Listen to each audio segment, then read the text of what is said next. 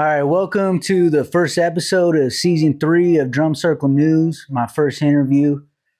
I wanted this interview to be with my dad, Horse Aubrey.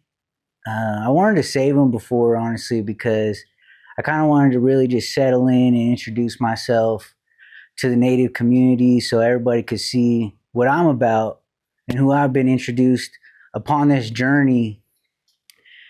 And now it's time to circle back and show you where I come from and who my family is. Well, I'll let you give yourself your own introduction. Like my son said, my name is Edward Horse Aubrey. I'm a Yurok Karuk native on the Klamath River. My village I come from is Pequin and Notchko. And I just really wanted to say, I love my people. I love growing up on the river. I love my times with my grandparents down Pequin, fishing, running wild on the river, chasing pigs when I was little, And then I grew up dancing and playing stick games. When I was growing up in Eureka and Arcata area, when I was probably about, I'm going to say 5 or 6 years old, I danced with a group at Bloomfield Elementary Indian Action Preschool with, I want to say the Tripp brothers, Brian and Philip, and Gary Markison, and the boys that I grew up with dancing and playing stick games and doing all the demonstration of dances were Julian Markison, Hector Tripp, Levi Tripp, and even I would say Paul Kuska. So when we were growing up, we always had the luxury of having our older generation teaching us, showing us how to play our gambling games, our warrior games of sticks, and learning how to hit center. Well, some of those times were my favorite times of my life. Yeah, things change over time. And what would you like to talk about, son? But there's a lot that we could really get into here. We're sitting here in your shop today. You want to tell everyone what this shop means? And this shop here is my center of balance. This is where I come to think. This is where I come to heal. This is where I discover who I am. I grew up learning how to do woodworking through my stepfather, David Reese. He was always out in the wood shop just like this, doing his artwork, painting, woodworking, carving. And that's how I was introduced to this as a young man. But I knew I couldn't make a living at it, so I became a roofing contractor. And then later on, when my stepdad passed away, made me really want to go down this journey and make a living out of this. What I do is I'm a casket maker. I've been building caskets since, I want to say around 2013. First thing I ever did was an urn for my mother. And then I started making a regalia box that was for a 100-year-old dress of my wife's and her family's that had been in her family for 100 years. So I started making a regalia box for it. And then I had a niece pass away. And when my niece passed away, my regalia box became her home, her final home. So next thing I know, I started building a lot of family members and cousins and friends casket. And then I started receiving a bunch of phone calls for these. So now I offer my service for that and gave up everything else just for that. It brings me my balance. Being a woodworker and using these hands helped me heal not only myself, but watch other people heal when they come and help build these things when their loved one is gone and they're no longer there. These are not meant for the people that have passed away. It's meant for their family for a healing journey, to heal themselves, to make themselves feel better, and to give that person a proper, respectful burial. And these are the things that we've been missing for many years. many years, we always had to be colonialized and use their way of burying our people. And it's time for us to start heading down that way where we start thinking of ourselves and our people and who we are and what we're about. And remembering that our ancestral life of living on this earth, being balanced with nature, the rivers, the oceans, the deer, the elk, that we're all the same. We're all mother of the land. We're Mother Earth. That's what we are. And I tell you what, I'm glad I went down that journey because it sure moved me to be a peacefuler person.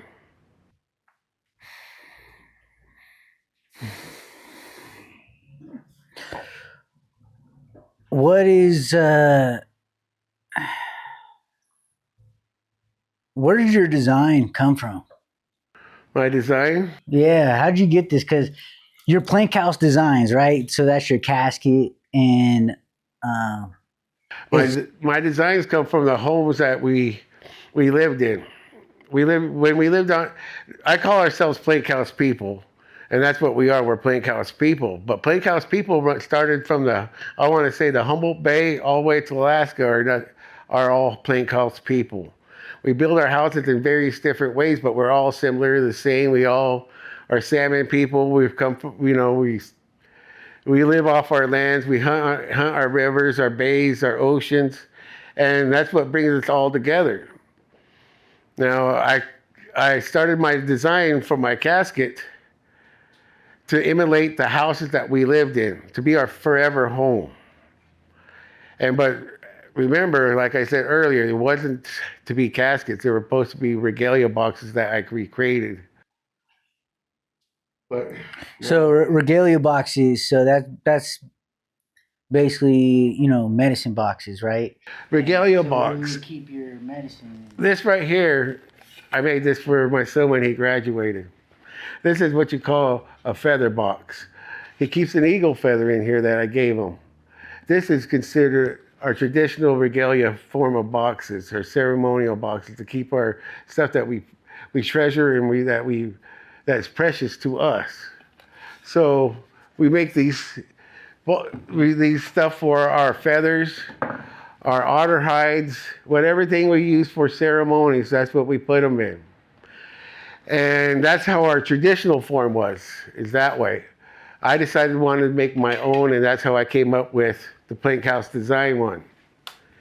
Because it's something that comes from my heart, that comes from me, that I give back, that I feel I have to give back. Because what really wanted me to create these things is after my mom passed and doing them for relatives and my dad, who taught me how to be an artist, when he passed, it made me want to do more for my people. It made me want to be a better person. It made me want to do the things that are going to move us forward and then give back to our people and our loved ones. And that's all it's about. Just taking care of each other and loving each other.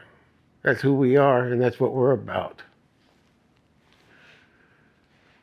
So plank houses, my mind when I think about it, I'm thinking about Pequan coming where our family comes from on the Yurok side, with and so I could just picture family plots being up on the hill, and you look down, and then there's like the Klamath River right there, and it's rushing by, and that's our life force. Well, now we live in regular homes, but before then it would be plank houses. When you were a kid, you grew up, there was no power. There's no running water. What was that like growing up on the res with that? Oh, shoot. When I lived in Klamath, we used to have to go get our water, take it up to the house. Everything, heat our water up on the stove just so we can take baths early in the morning to go to school. Same way down Pequot was the same way. My grandpa had a little cabin when I was a little kid. They hung lanterns off it actually looked like this inside, just studded ceilings. They hung lanterns off the thing. We had an old wood stove that grandma cooked old outhouse in the back where you had use old Sears and Roebuck newspapers to wipe your up. You know, I don't know, you know what up means, but it's your ass.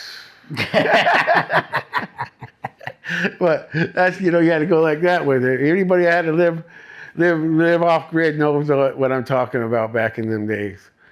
Well, one of the funnest things were going down there and walking around them old plank houses downriver and the sweat house and listening to my grandpa tell stories. How he told me a story one time. I don't know how true it is. He liked to tease and joke around with me, but he said in that sweat house downriver, you just couldn't enter that sweat house because there's a rattlesnake that protected that sweat house. You actually had to sing a song, and I actually forgot that song he sung, but he sung a song so to let the rattler know that we were entering that house. And so that's how I was always taught. He made sure that he knew my family fishing hole was right there at Pequin Creek, where we used to go gill net, and family still gill nets there. And boy, that creek was awful cold. And running around there without electricity and hard times, you never thought it was hard times. It was just life, and it was fun.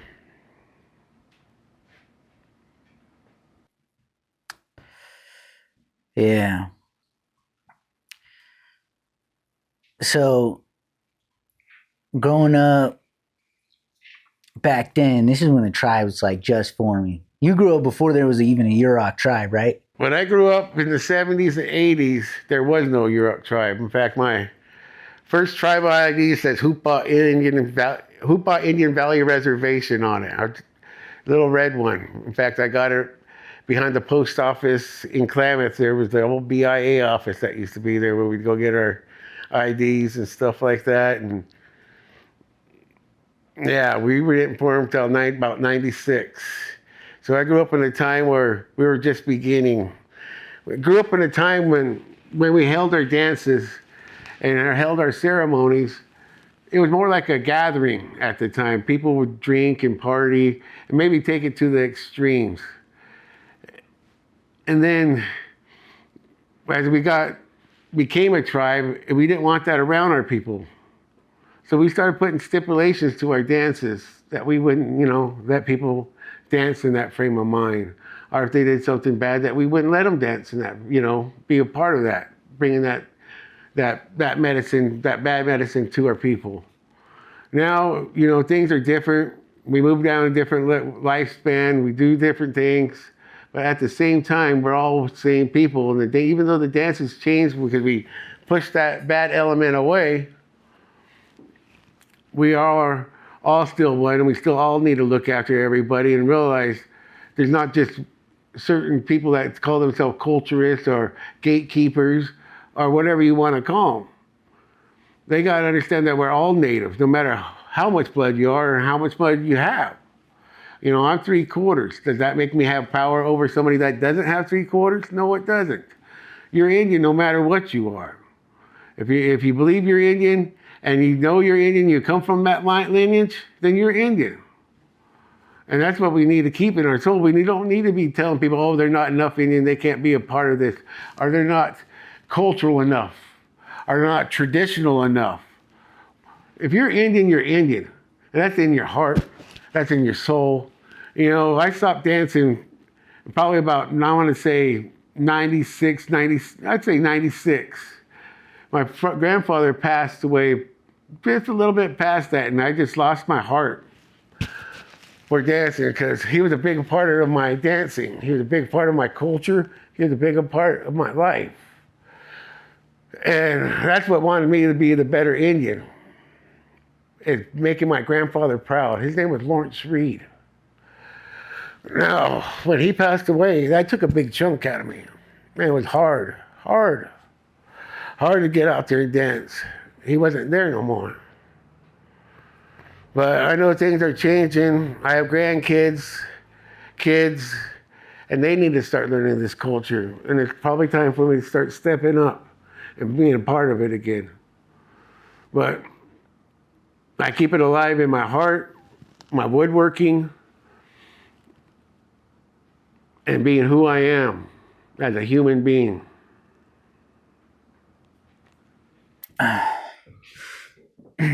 being who you are as a human being, I think that's a great point to come into when you're talking about being Indian and this whole traditional cultural conversation, and people want to create these definitions about what is traditional and what is being Indian. And so to you, what is being Indian? What is being Native? What is being Indigenous? That could be mean to many things to a lot of people, but to me, what it means is gathering. Not only gathering of people, but gathering of food through our mussels, our oysters, our clams, our salmon, our trout, just being part of life. Loving everyone as a human being means loving each other as one. Being a human being means knowing that you have wrongs and you have rights, and there's good and then that there's bad, that we all got to take these negativities and positivities and bring them together and try to make something beautiful. Because, regardless how your past was or what your future is going to look like, be the person you are going to be today. Treat people with love and respect. Walk the path of what's going to make you a better person. That's what being human is looking out for one another, knowing that we have faults, knowing that we could be wrong at times, and accept that we could be wrong at times, but also know when you're right, and you have to stand up for what is right.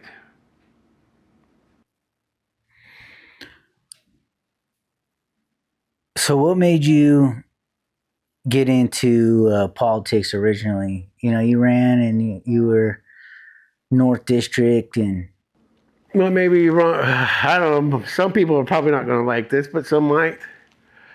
I got to a point where I just didn't trust our tribal government. Our tribal governments, all tribal governments, act like corporations. And they set these people in place to make decisions over other natives. Right or wrong, their decision matters and the way they move. And when we act like a corporation, they only think the tribe comes first, but they forget our sovereignty comes from the individual native before we were formed as a tribe. So now our tribe got our sovereignty, but we had. And now they get to have the sovereignty. But only control that tribes have are over other natives, not non-natives, not, just natives. So when they want to put their thumb down, put their finger down on a person, they can't go after a non-native. They only can do it to a native. And that's where I had a problem with. They make decisions that affect people, that hurt people, and it's all about, we're supposed to be looking after each other. We need to look after each other as a whole. And so hold each other accountable and help each other and pick each other up and give them that hand up and that leg if they need it. We're there to look after each other and not to act like a corporation and see what we can take from each other. We need to realize that we're there to help people, not take people down. And that's why I always ran for our council. That's why I always fight for our rights, because we need to protect what's us.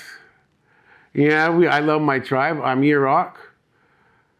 And I love being Karuk. That's who I am. But bottom line is, we need to protect our people. And if you don't think your tribe's doing it by right, then it's your right to run for your people, to make that difference, to make that change. That's what life's about. That's why I ran. And that's why I'll continue to run.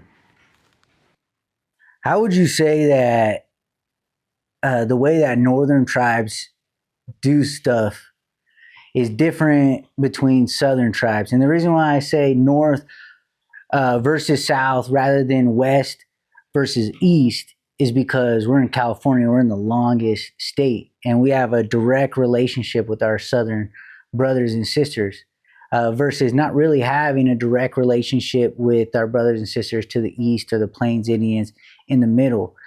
So how would you say that those tribal relationships are different?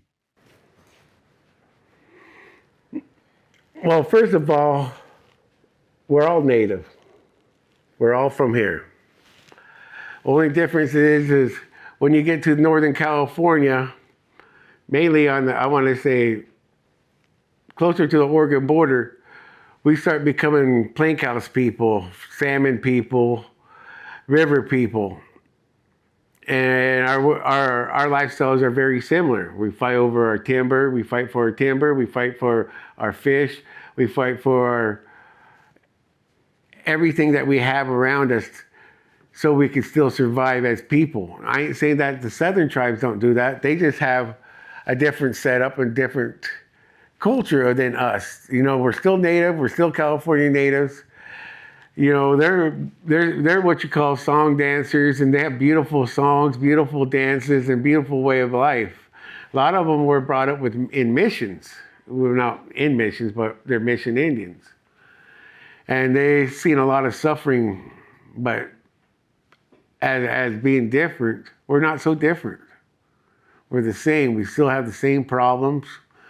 Problems don't change no matter, you know, problems are the same no matter what tribe you are. We have nepotism.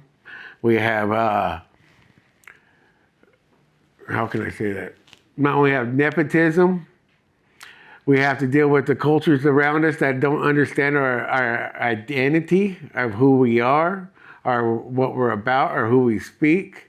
We have to deal with the same cultural differences with everybody else. But the problem is still the same thing. We're under the thumb of the federal government and that we all always have to fight for our sovereignty of our people, sovereignty of our nation, sovereignty of just being indigenous people. A lot of people don't think Indians are still around. I've heard people tell me, hey, you guys still live in teepees? I thought you guys died out in the 1800s. A lot of people don't even think we still exist, but we do. Everybody thinks the only natives that exist are Navajos. I swear. That's what it is. Our Cherokee. Yeah, our Cherokee for sure. Cherokee's a whole other conversation. But so you're a contractor, right? You got your own roofing business. So what is that like, you know, like being an Indian, trying to be in the construction? This is an important conversation, especially being Yurok, Northern California Indians. We're involved in restoration projects, hundreds of millions of dollars. It's a huge part of the economy, the main part of the economy in Northern California. But only recently did the tribe start getting to play a part in that. And so when you got involved with construction, you got involved before we were playing a part. So what was that like? Well, tell you the truth, I'm no longer a contractor. I let my contractor license go. But I was a contractor from 2009 to about 2013. And what that was like, it was difficult. Difficult to get projects. I had actually tribes ask me to go put bids on their projects, and when I get to their projects, they already have the other contractor on their projects. They already brought people in to do their projects, and then when they asked me how come I didn't do the project or wasn't bidding on their project, I had to let them know, how can I when you already had somebody working on the project? We were always how to fight for anything we do. It was easier actually to work in the non-native communities to receive projects than it was to receive projects from your own people, because they had to go by a grant standard, a grant way of doing things. And sometimes when they went and did buildings and brought in their contractors, the contractors already brought in their own subs. So it made it harder for native people to be able to do work for their own people. They didn't even look at us. No, we've got our own people. We'll do it that way. And, you know, and that shouldn't be that way. We should be able to fight for our right to do our own buildings, to do our own infrastructure, to work on our own roads, our houses, whatever it is we do, we should be able to have our own native contractors doing that work. And we should be able to have a say on what work is coming to us. You know, if we're out there learning these trades and they tell us, you know, why don't you go out there, go to college, learn a trade, come back home and help your people. Well, then you come home, help your people, but there's no place for you. It's harder to do work for your own people or have your own people be on your side than it is doing work for other people. And that's not right. We should be standing up for each other at all times and making sure we're pushing that Indian forward and that company forward and not looking after everything. In fact, when I was on council, that's one of the things I fought for, because I helped start Preganish Construction. I helped start Yurok Construction. I helped start a lot of these corporations to put our people forward, to move our people forward, let them to be able to do them projects.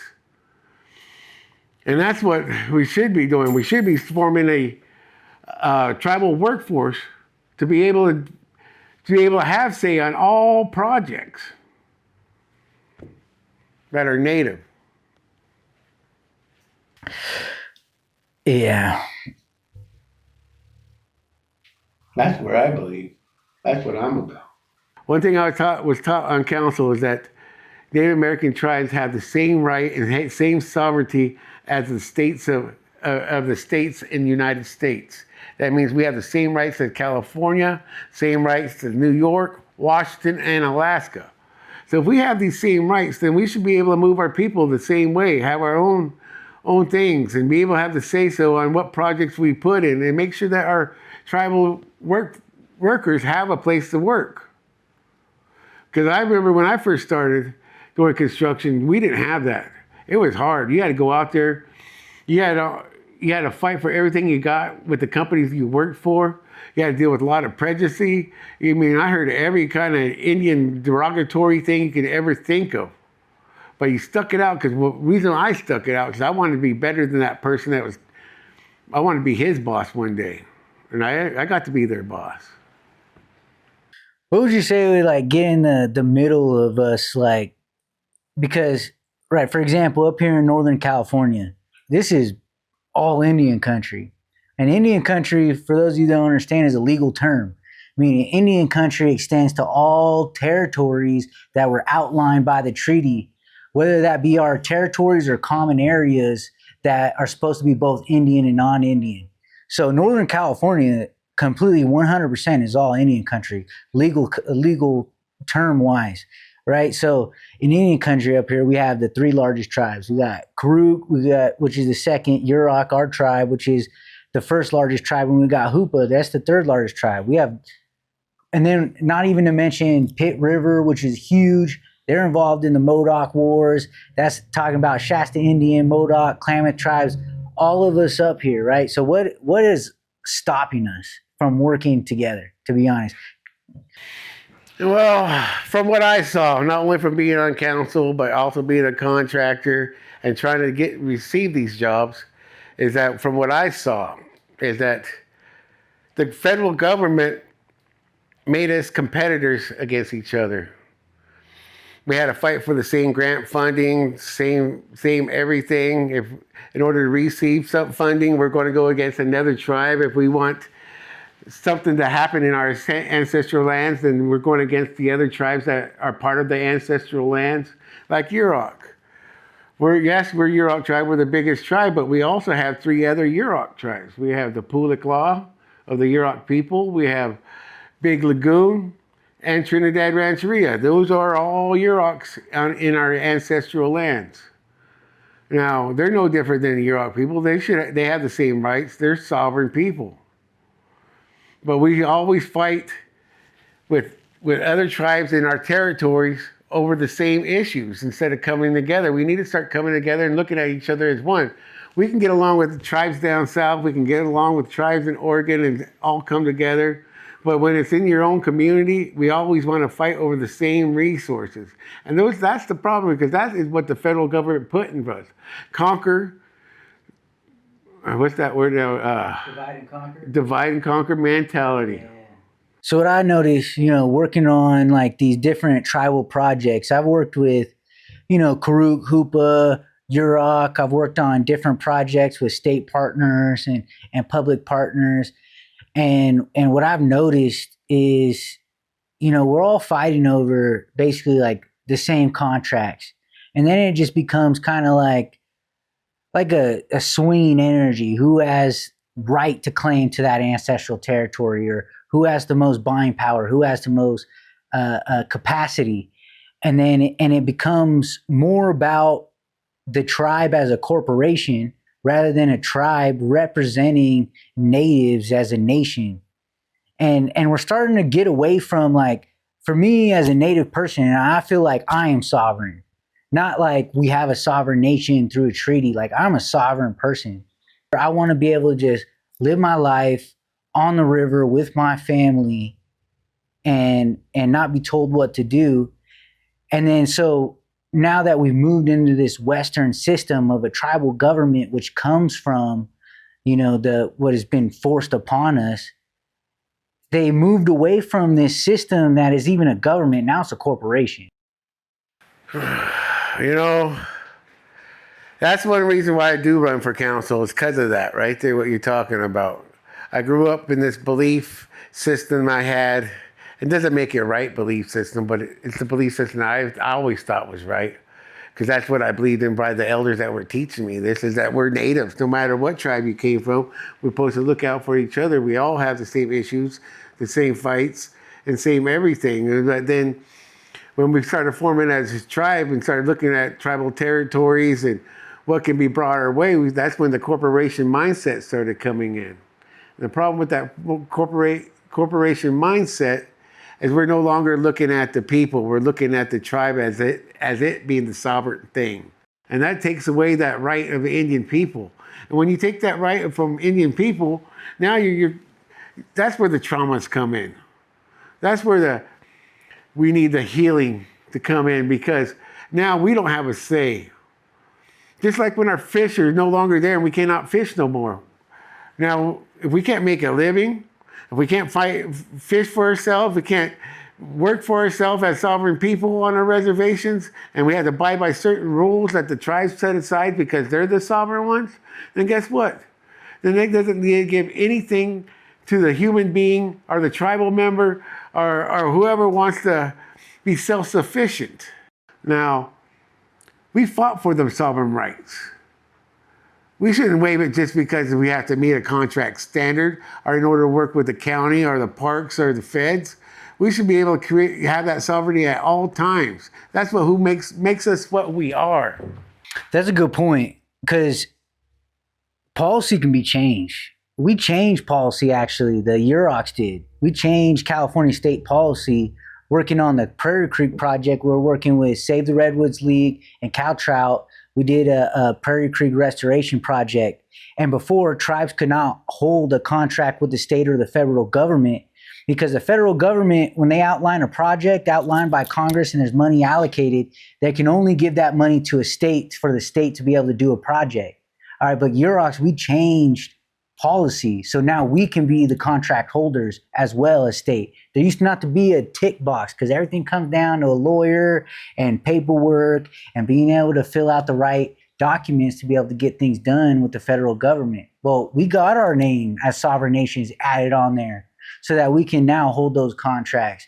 We shouldn't have to waive sovereign rights. We should be able to have those. I agree with you totally. But that's part of the way the tribal governments work today, and that's, we need to start looking after each other. And to me, as an indigenous person, as a native person, we need to start looking at all tribes, not only that live away from us, but that's around us in our close communities. We need to start working with them better. We need to start looking at the same issues, because their issues are our issues too. And so as a native person, we need to start working better, have better working relationships. We need to get past the family drama. Yeah. I'm just going to put it out there. We need to get past the family drama.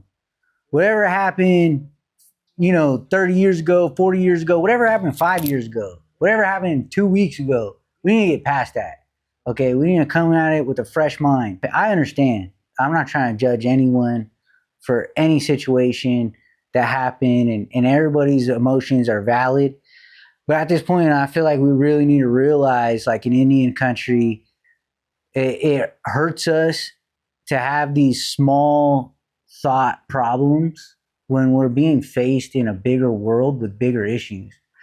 Because when we have our eyes on the river and we have our eyes on the fish swimming by, because that's what we care about, we have our eyes on our daughter running across the floor, because that's what we care about. There's a whole world out there eating us alive. Our brightest minds, our best contractors, employees, and tradesmen all be a part of something and create something for every one of them. And find that connection that everybody can be a part of. Because not everybody's a fit to work for the tribe. Not everybody's fit to work for the construction corporations. But there, there's a fit somewhere out there. We're starting so many different new things these days. All tribes are, and it's a beautiful thing to watch and see us expand. Now we need to just start working together. If we work together, oh man, what beautiful things can come from that. That we all become one, and we all stick together, and we vote as one, and we can start making the headway, start having these relations and connectionships with other indigenous people, and we all start moving this indigenous lands forward. Oh, wow. So a lot of what we're talking about, we're talking about the future of the Indian movement. Because what the Indian movement looked like 20 years ago is different from what the Indian movement looks like today. The Indian movement 20 years ago was about us joining together, and we go and we hold up signs, we protest, we really stand together strong, arm to arm. But in this more complex world with media and with the way that the legal system has been militarized, it's been more about being able to create these structures and create these systems. And so this is the conversation that we're really having, is like how to progress this American Indian movement forward. And I really appreciate being a part of these conversations and being able to have these conversations with you. Yeah. Where does that come from, though, the AIM movement? The American Indian movement. Well, what I know from it is because my father, Calvin Aubrey, he was a part of the American Indian movement. He was fighting for our self-sovereignty with not only just the Yuroks, but with all tribes. He went back to Wounded Knee, and it was all about bringing us all together and having us have a say on what we do on our tribal lands, letting people have the sovereign rights to be able, not have at that time we had, from what I seen, I ain't speaking for anybody else or any other history, but what I saw with my own heart, my own mind, my own eyes, is that at that time, the federal government had a lot of say over everything we did. We couldn't do anything. As Native American people, we had no say. We were stuck under the thumb. The ones that were part of the tribes, of the inner workings of the tribe at the time, didn't look out for the Native Americans that lived on the outskirts of the reservation. They only catered to the natives that lived around that organization. Because at that time, your women couldn't even go to a barber shop or go into a shopping mart without having a non-native, or white person, I should say, let them have that. Oh yeah, they're with us. They're good Indians. To me, what a good Indian meant at that time was that you got along, you did what they asked you to do, and you abided by their rules that they put in front of you. Didn't mean it's right rules, it was their rules. So he was a good Indian, or she's a good Indian. We vouch for them. And that's how it came with the corporations of working. You couldn't have a good company if you didn't have a white person vouching for you. You couldn't move forward in anything if you had a white person vouching for you. And so when does that standard stop? That's what they were fighting for. They were fighting for us to be able to be ourselves, to be our own self-rights, to be able to fight for our own self, to have say-so on our lands. That's what that was about. That's how I saw it. Mm-hmm. Mm-hmm. All right. So I feel like we've really given a lot in this conversation. We've honestly given way more than should have been captured on camera, to be honest with you. And thank you for giving that energy here. Before we wrap up and before we close up, is there any message that you want to give to Indian country and to Yurok people, to Northern California Indians in general, and to our family, our relatives, our greater relations. It's beautiful to be Indian. It's beautiful to know that where you come from, to know who you are, and live the life of peace and love. And always watch out for each other. Make sure that we're always heading down the right road. If you see something, pick it up. If you see somebody on the ground, help them up. If you see somebody that needs something, lend them a hand. That's all that is. Let's be good to each other. Let's love each other. I'll pick you up.